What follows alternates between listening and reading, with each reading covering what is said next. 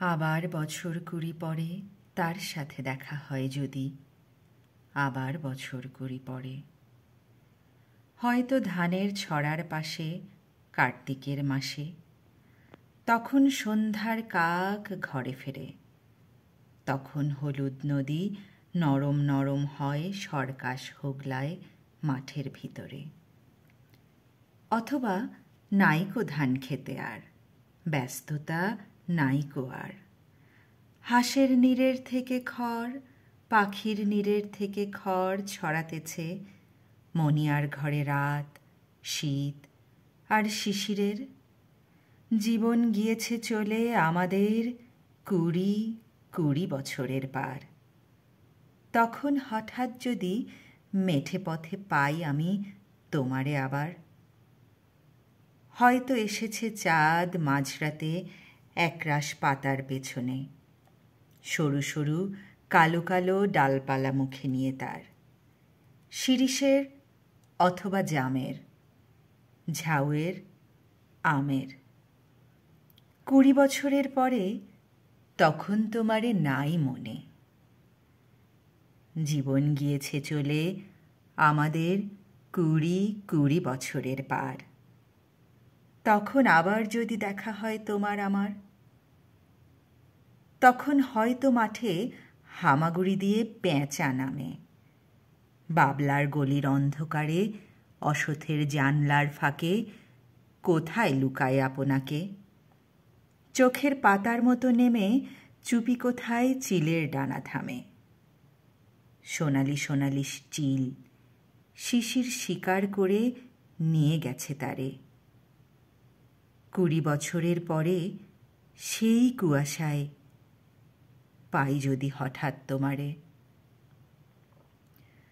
আমি জানি না যে জীবনানন্দ দাশের কবিতা কার কার ভালো লাগে, তবে কবি এবং কবিতার কথা যদি বলা হয় তাহলে আমার প্রিয় কবির লিস্টে অবশ্যই জীবনানন্দ একেবারেই প্রথম দিকে থাকবে। একেবারেই প্রথম দিকে মানে হয়তো একেবারেই প্রথম কবি যিনি, উনি।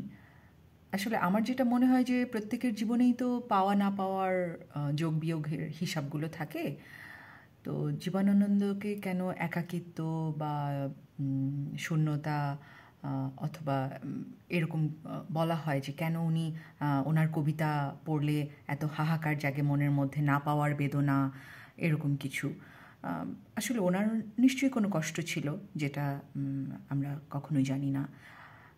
তো এইসব হাহাকার, দুঃখ, বেদনাবোধ, না পাওয়া, পেয়ে হারানো, জীবনের সাথে স্বপ্নের মিল না হওয়া, এ ধরনের অনেক কিছুই তো আসলে মানুষের জীবনে ঘটে। সেই থেকেই হয়তো উনি ওনার লেখাগুলো লিখেছেন, হতে পারে। আসলে যেহেতু উনি বেঁচে নেই, জানার সুযোগ নেই। কোনো এক উপন্যাসে পড়েছিলাম যে উপন্যাসের যিনি মূল চরিত্র, তিনি বলছেন যে যদি কবিগুরু রবীন্দ্রনাথ বেঁচে থাকতেন তাহলে আমি তার পায়ের কাছে যে কিছুক্ষণ বসে থাকতাম শান্তির খোঁজে। তো আমার কাছে মনে হয় এই রকম মানুষটা হয়তো আমার কাছে জীবনানন্দ। আমি হয়তো জীবনানন্দ বেঁচে থাকলে তাকে চিঠি লিখতাম অথবা বলতাম যে আমি আপনার এত বড় একজন ভক্ত, আমি আপনার সাথে দেখা করতে চাই, কিছুক্ষণ কথা বলতে চাই। আমার কাছে মনে হয় যে জীবনানন্দ যদি বেঁচে থাকতেন আমি হয়তো এরকম কিছু একটাই করতাম। যদিও আমার জীবনে কখনো কাউকে ওইভাবে চিঠি লেখা বা থাকে না যে বড় তারকাদের ফটোগ্রাফ নেওয়া, ওরকম কিছুই আমার জীবনে কখনো নেই। যদিও অনেকের সাথে দেখা হয়েছে কিন্তু কখনো রাখা হয়নি আসলে। কিন্তু জীবনানন্দ এমন একজন মানুষ যাকে নিয়ে আমার মনে হয় যে আসলে একটা ভীষণ রকম একটা ফ্যাসিনেশন কাজ করে। তার কবিতা যখন পড়ি তখন মনে হয় যে কোথাও একটা ডুবে গেছি আমি, কোনো এক গহীন অরণ্যে, কোনো এক না পাওয়ার পৃথিবীতে, অথবা শান্তির খোঁজে কোথাও চলে যাচ্ছি, এরকম কিছু একটা লাগে আসলে।